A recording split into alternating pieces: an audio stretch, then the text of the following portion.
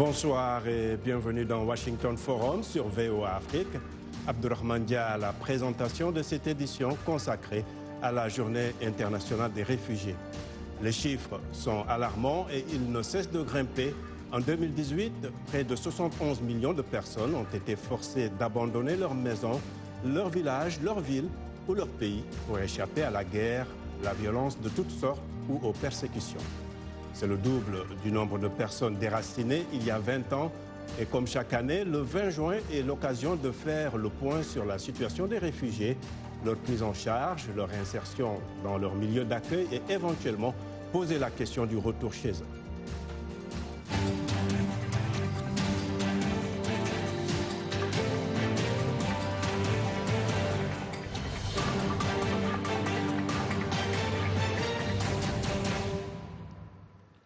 Parmi ces 71 millions de personnes déracinées, comme les appellent les Nations Unies, près de 26 millions sont des réfugiés, c'est-à-dire qu'ils ont quitté leur pays pour un autre à cause de la guerre, la violence, la persécution politique, religieuse ou autre. C'est le cas de la Burundaise Kwazera Acha, mère de 3 enfants qui s'est retrouvée de l'autre côté de la frontière en République démocratique du Congo.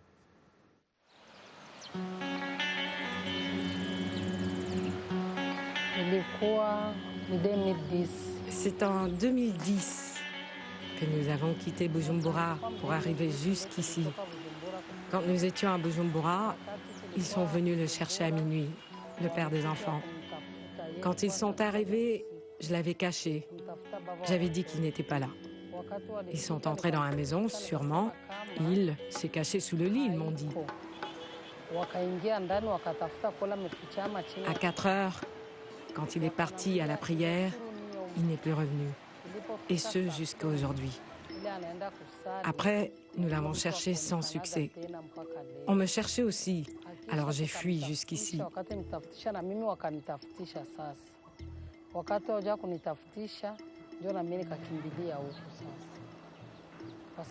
Parce que lui, quant à son affiliation politique, il était membre de UPD.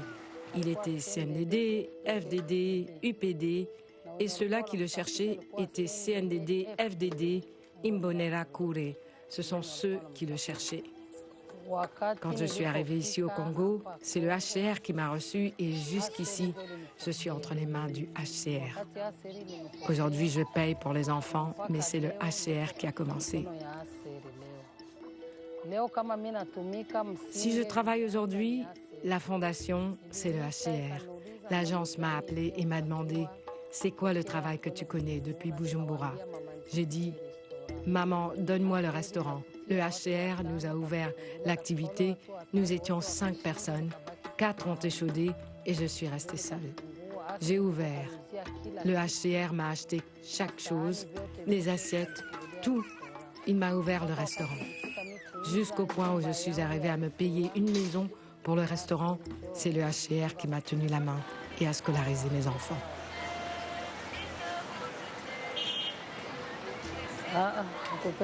Nous ne voulons pas rester au Congo, même au travail. Il suffit de dire un mot pour qu'on vous dise « Toi, Burundais, toi, ceci, cela ». Nous nous trouvons dans l'insécurité et c'est là que nous nous demandons si nous ne sommes pas des personnes comme les autres. La discrimination est très forte ici.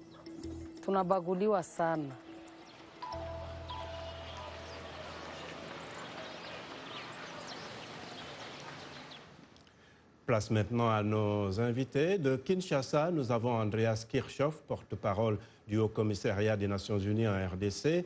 Bonsoir. Bonsoir. Et avec moi ici à Washington, nous avons Fidèle Loumeya, écrivain et analyste politique. Fidèle, bonsoir. Bonsoir, Adou. Voilà, merci d'être avec nous. Andreas Kirchhoff, on voit avec le témoignage de cette réfugiée qu'il y a un véritable problème d'intégration pour les réfugiés de façon générale. Qu'est-ce que l'HCR fait pour aider ces réfugiés à s'intégrer dans leur nouveau milieu? En fait, c'est un défi, mais à la fois, il faut voir qu'une très grande partie des réfugiés ici en RDC, ils sont chez la communauté haute. Donc, il y a certainement de la discrimination, mais il y a aussi beaucoup de potentiel d'accueil. Et nous essayons, dans une région comme ici, qui est très frappée par des conflits oubliés qui reçoivent très peu de financement pour l'aide humanitaire, nous essayons de soutenir plutôt ça que de mettre les gens dans les camps où ils vont dépendre pour toujours et entièrement de l'aide humanitaire. Donc on essaie de soutenir un système où les gens, dans le maximum, ils ont accès aux services. Comme la dame, elle a dit, elle a pu, avec un appui, envoyer ses enfants à l'école et elle a bénéficié d'un soutien pour des activités génératrices de revenus. Donc ça, c'est un bon exemple, effectivement. D'accord. Alors, Fidèle, comment faire pour vraiment aider ces réfugiés à avoir le sentiment de faire partie de cette communauté? Merci, Ado. La première réponse à de telles urgences qu'on appelle des urgences humanitaires, notamment la situation des réfugiés, c'est d'abord les aider à être intégrés en amenant la communauté des réfugiés ensemble avec les familles d'accueil. Et spécifiquement, qu'est-ce qu'on fait ici? C'est d'essayer de faire comprendre les deux côtés. Qu'est-ce qui s'est passé pour que quelqu'un arrive dans leur milieu, pour se faire accepter. Il y a d'abord le problème d'acceptation. Parce que comme la dame l'a dit, il y a une réjection. Elle est burundaise. Elle est une voisine. Elle est voisine. Donc, mais parce qu'elle a traversé, elle vient dans un autre pays, dans un territoire qui est déjà... il y a un surplus des réfugiés. La capacité d'accueil des Goma n'est plus là. Tout à fait. Alors donc, il y a une réjection. Andreas, la RDC, les conflits internes ont poussé un nombre record de personnes à fuir.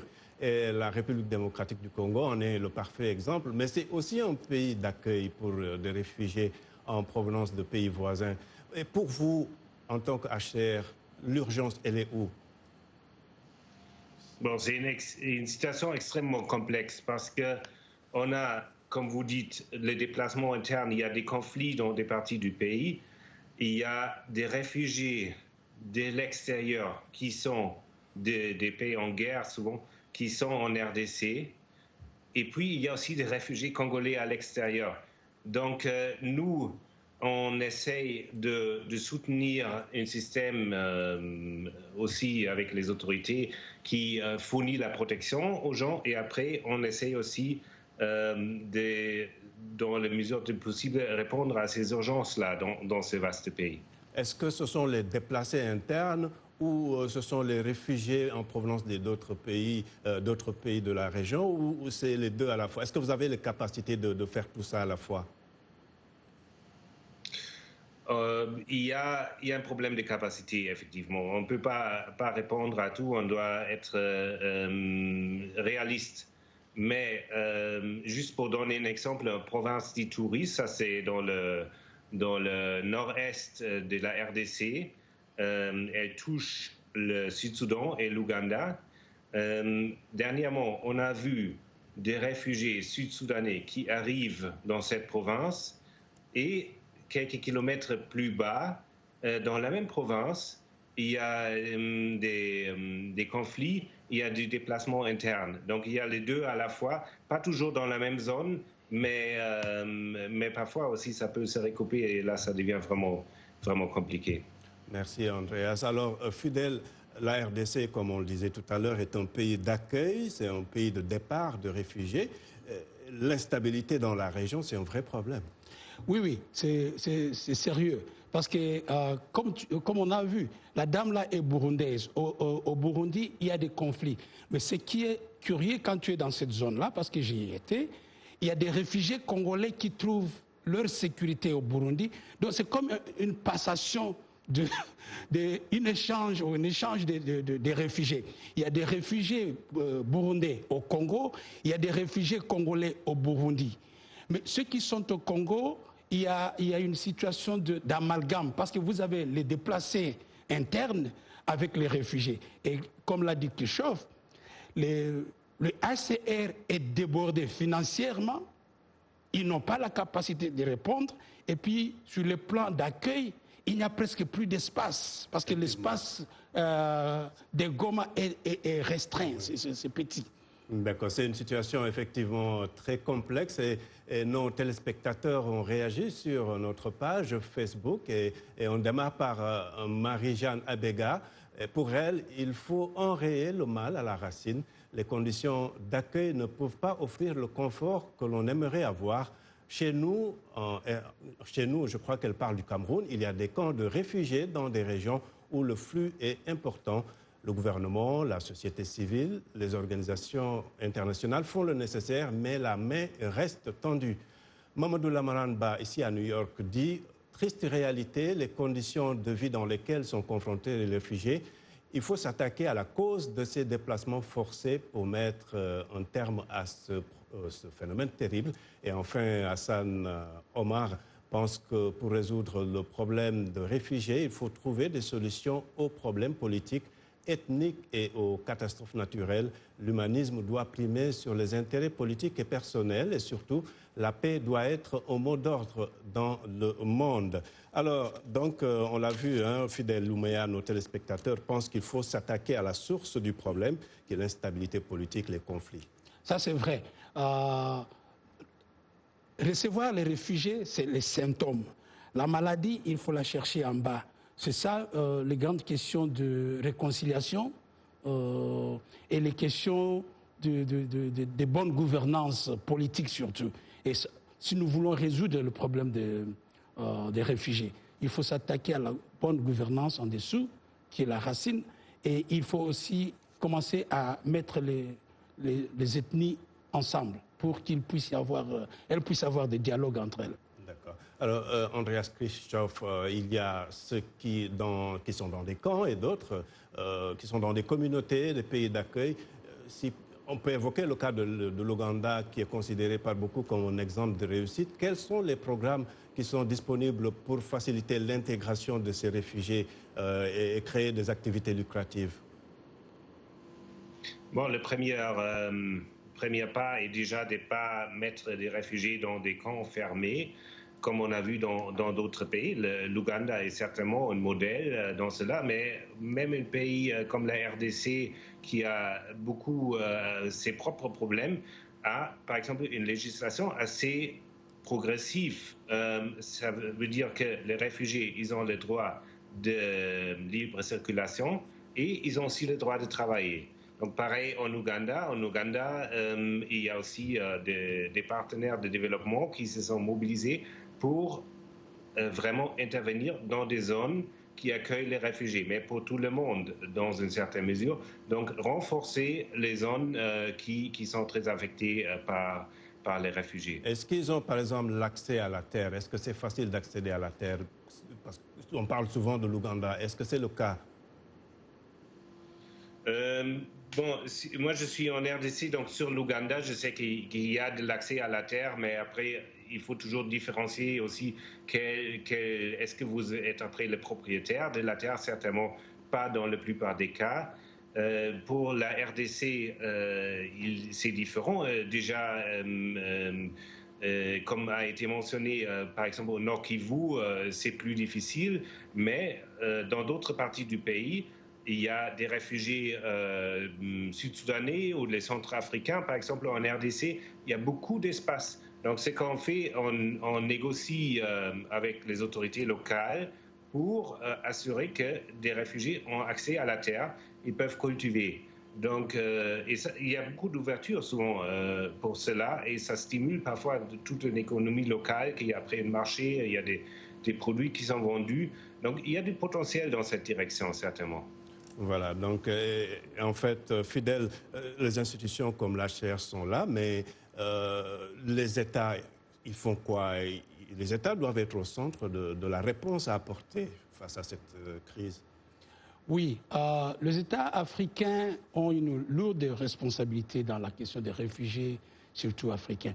Dans ce sens que ceux qui sont au pouvoir aujourd'hui ont été ceux qui ont créé la crise des réfugiés pour être au pouvoir. Et quand ils sont au pouvoir, ils oublient la question des réfugiés. On attend que quelqu'un d'autre vienne le déposer au pouvoir, du pouvoir, reprend la même trajectoire en créant une guerre pour accéder au pouvoir, crée encore une seconde vague de réfugiés. Donc les États africains n'ont pas du tout fait des efforts pour mettre en place des systèmes d'accession au pouvoir, parce qu'en fait le problème c'est l'accession au pouvoir.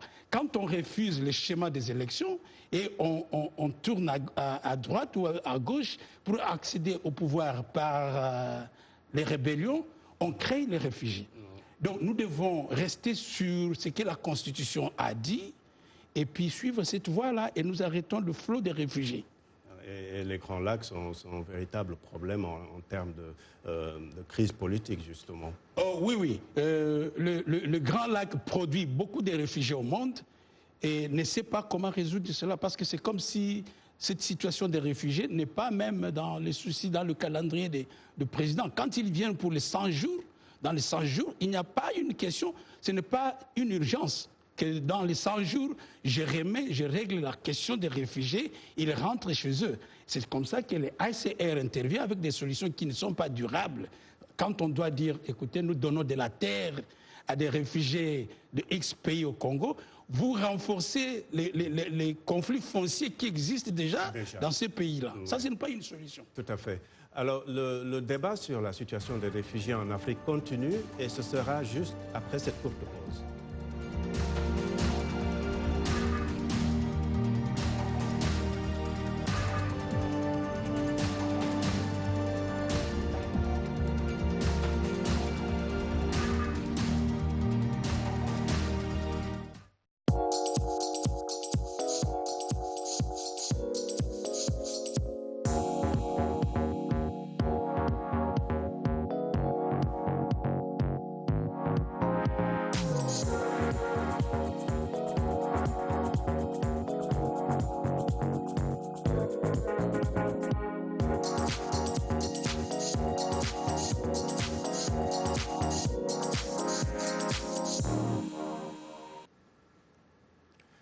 Merci de nous retrouver pour la seconde partie de Washington Forum. Abdourahmane Dia, toujours en votre compagnie.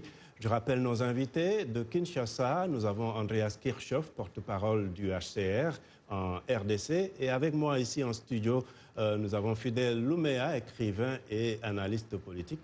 Merci d'être avec nous pour ce débat. Mais avant de les retrouver, faisons un tour au Burkina Faso, un pays qui subit depuis 2015 des attaques terroristes et des violences intercommunautaires. Son voisin, le Mali, souffre également de ces mêmes fléaux qui ont occasionné un mouvement massif de population.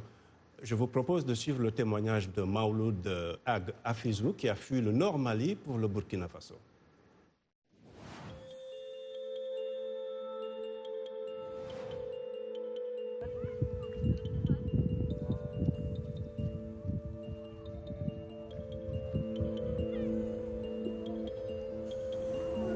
J'ai 12 enfants avec ma femme et moi-même, nous sommes au nombre de 14 personnes.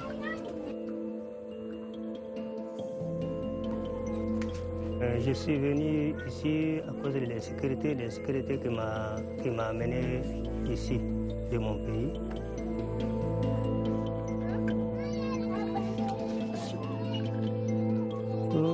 Tout se passe vraiment, tout va bien, comme je n'ai aucun problème ici. Non, je n'ai aucune activité ici. Je suis seulement ici, assis, je n'ai pas d'activité.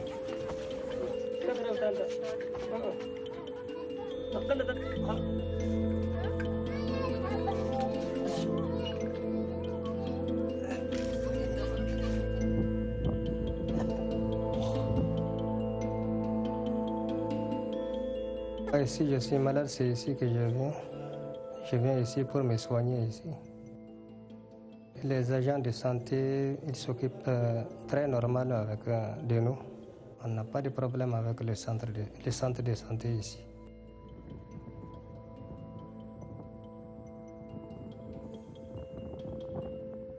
Je voulais voir mes enfants étudier, être des fonctionnaires ou bien des grands commerçants, ou bien avoir quelque chose d'activité.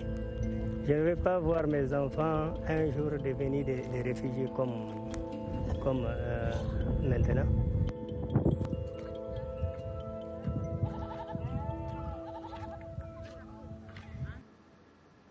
Le témoignage d'un réfugié malien au Burkina Faso. Alors, Andreas, ce réfugié malien évoque un problème qu'on peut retrouver partout. Il s'agit de l'accès aux services de santé, hein, même s'il dit qu'il est bien pris en charge.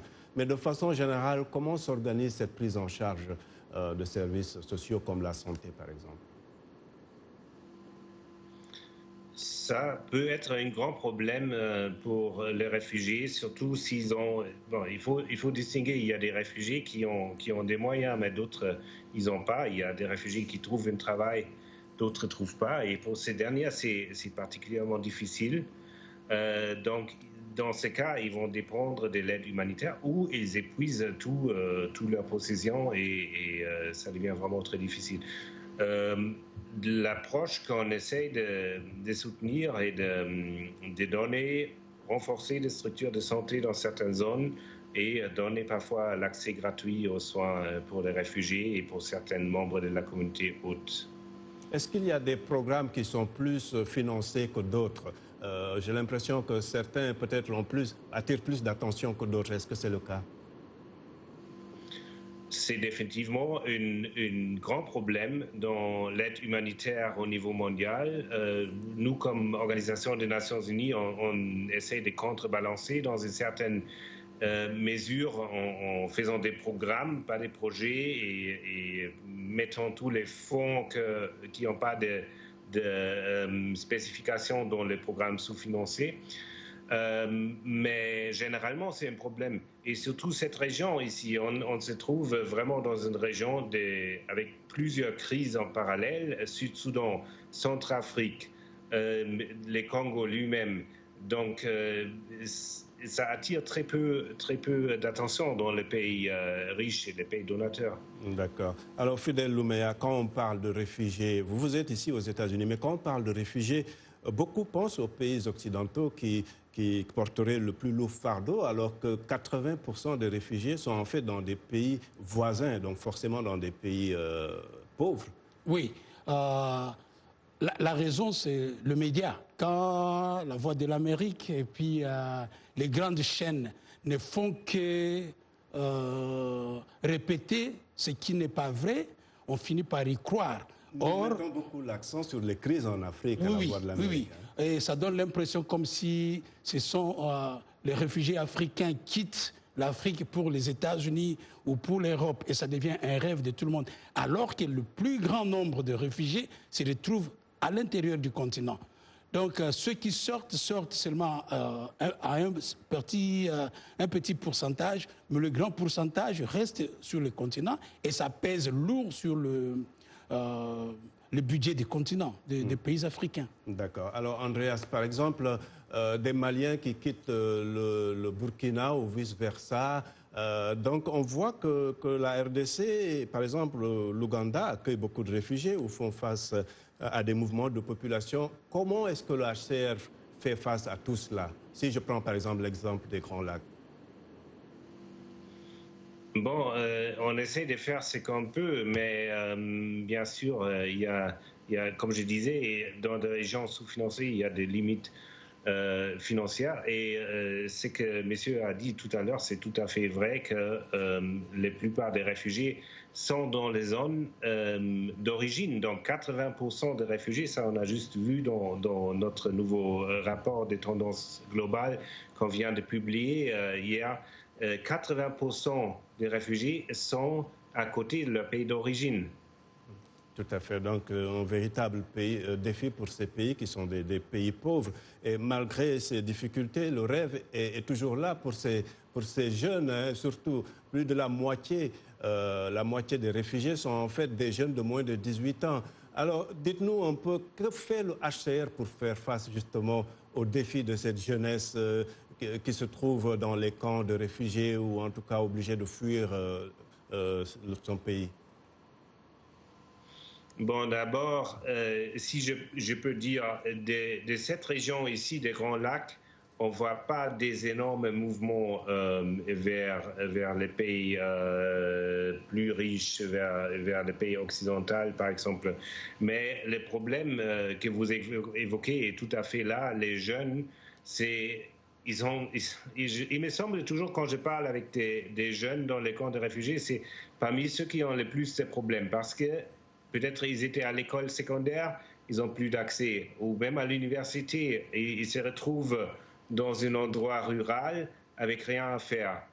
Donc, il y a beaucoup qu'on doit faire, mais relativement peu qu'on peut faire souvent.